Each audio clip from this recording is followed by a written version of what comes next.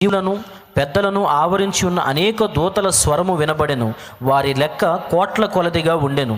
వారు వధింపబడిన గొర్రెపిల్ల శక్తియు ఐశ్వర్యమును జ్ఞానమును బలమును ఘనతయు మహిమయు స్తోత్రమును పొందనర్హుడని గొప్ప స్వరముతో చెప్పుచుండిరి. వారు ఎవరు? వాళ్ళు దేవదూతల స్వరం వినబడిందంట.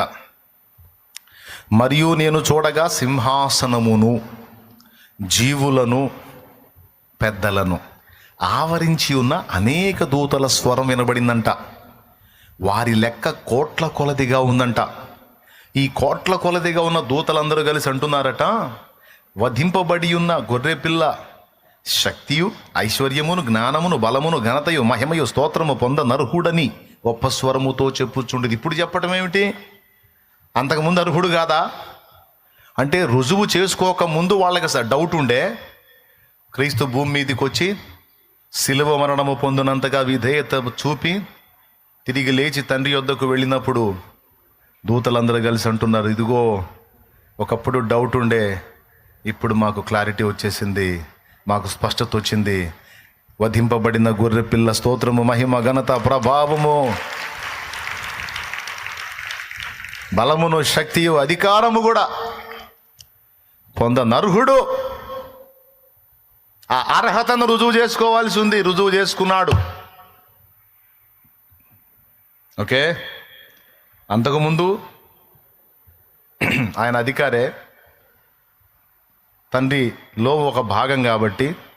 కానీ భూమి మీదకి వచ్చి మరొక్కసారి అధికారాన్ని ప్రూవ్ చేసుకొని రెండవసారి కూడా తానే సర్వాధికారిగా రుజువు చేయబడ్డాడు. ఇప్పుడు పాడొచ్చా మనం? సర్వాధికారివి సర్వజ్ఞుడవు సంపూర్ణ సత్య స్వరూపివి నీవు. సర్వాధికారివి సర్వజ్ఞుడవు సంపూర్ణ సత్య స్వరూపివి నీవు. దివిలోనున్న ఆనందమును ధరణిలో నేను అనుభవింప మహిమాత్మతో నన్ను నింపితివా.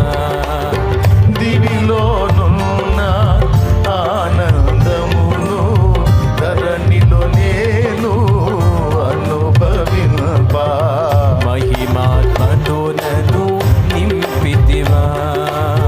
మహిమాత్మతో నన్ను నింపితివా. దేవునికి మహిమ.